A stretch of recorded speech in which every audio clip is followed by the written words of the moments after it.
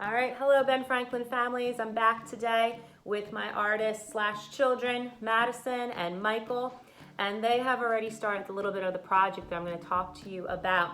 Today we're going to use the simple supplies that hopefully everyone has in their house at this point. I'm going to be using a piece of paper towel today as my area that I'm going to be painting on. So I'm not going to use paper for my painting. I'm going to use a piece of paper towel. I have like the selector size paper towels. You might have full size paper towels. That is completely fine. Either one will work for what we're going to do. As you're painting, sometimes when you're cleaning up a paint, when you're using paper and you're using paper towel to clean up your brush, you'll see the paint starts to absorb to the paper towel and makes these beautiful designs. And sometimes they make some really great tie-dye looking designs. So we're going to be using that. And once that paper towel is completely dried, you're going to get to create yourself a little butterfly for spring. Or you can hang them up. You can use string. This one I just put together using a clothespin that we found. I think I found it in a drawer, and it says my son's name on it. Might have been from what, your chart in kindergarten or first grade or something like that, right? Yeah, so we have some things like this. It's from second grade. Second grade. I have those too. You have those too. So we have more somewhere. It does say his name and some stickers, but we can always go back and color it or just leave it like this. You could also use pipe cleaners if you have them, or you can have, because I also save these, the twisties that are from bread and rolls and things like that. And what we'll do is, I'll show you next two different ways that you can paint this to make it look tie-dye like this, where it's just kind of random colors. Or you can do something that's a little more of a pattern design. Let me take this one apart. That is symmetrical. And symmetrical means that what happens on one side happens on the other side. And to do those two different things, you can either just paint on the piece of paper towel, just cover it with color, such as Michael is doing. Can I see yours for a second, Michael? Mm-hmm. Thank you.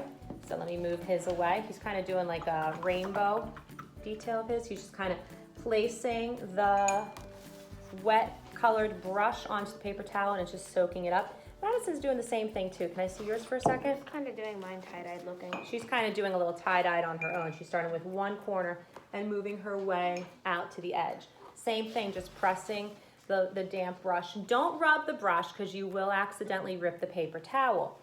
You could. Well, you could, but it's most likely you would because paper towels are pretty delicate. Yes. If you want to make it so it looks more like this, symmetrical, what you'll do is take your paper towel and fold it in half, okay? You can fold it in half and paint on it that way, so it stays folded in paint and the color will absorb and go through both. You could do it in half. When I did this one for my sample here, I folded it in half and then I folded it in half again, and that made that cool absorption, okay? So some ways that when you're done, you can put these together. They do need to dry completely, so it will take a little time for it to dry. You can speed it up if your family wants to use a hair dryer or you just want to let it lay dry. But when it does dry up, what you could do is, like I said, you can pinch in the middle, okay? And you can clip it with a clothespin. Makes a cute little butterfly that way. If you have clothespins and you have these little twisty ties that are left from bread, you can bend that. You can clip that on top to make it look like the antenna, which is kind of cute. You can draw some eyes on there. If you don't have those materials, you could, again, I love using things that we find outside at home. A piece of twig from your garden. You could always put that in the middle and you can tape it down. Or if you have that and you have one of the twisty ties from bread or rolls, you can use that. Something like that, bagels, things like that. You can twist that on and create that as the antennas. Okay, that's nice too. Are the twisty things you maybe just saved from goodie bags that you've got over the years? Yeah, they could be from goodie bags. These are actually from bread, okay? Because I always find some ways to reuse things. Or if you're lucky enough to have at your house some pipe cleaners, you can always just use a pipe cleaner and twist that to create a little bit bottom of the body. Now, you are working with a piece of paper towel that you do need to be gentle with it, careful. You don't want to rub the brush too hard across it. Kind of just want to dab it and let the color just absorb to the paper. So you can see here's one with the pipe cleaner. Here's one done with the stick, or we have the clothespin. Or you might have some other things in your house that you could think of for the middle. Another thing that might be kind of cool too is sometimes, this one, my paper towel, this sample one, got ripped a little bit. But sometimes they're just pretty just to kind of have like that, and you can maybe carefully put a little bit of glue on the edges and glue it to a paper so it becomes a piece of an artwork and you have a frame around it, or just have fun painting. Don't waste the paper towels though, because they are needed, but you know, you can paint a little bit here and there and make some really pretty butterflies. If you don't have paper towels, you could try napkins, would work well. Or if you have coffee filters are a really good thing to use also.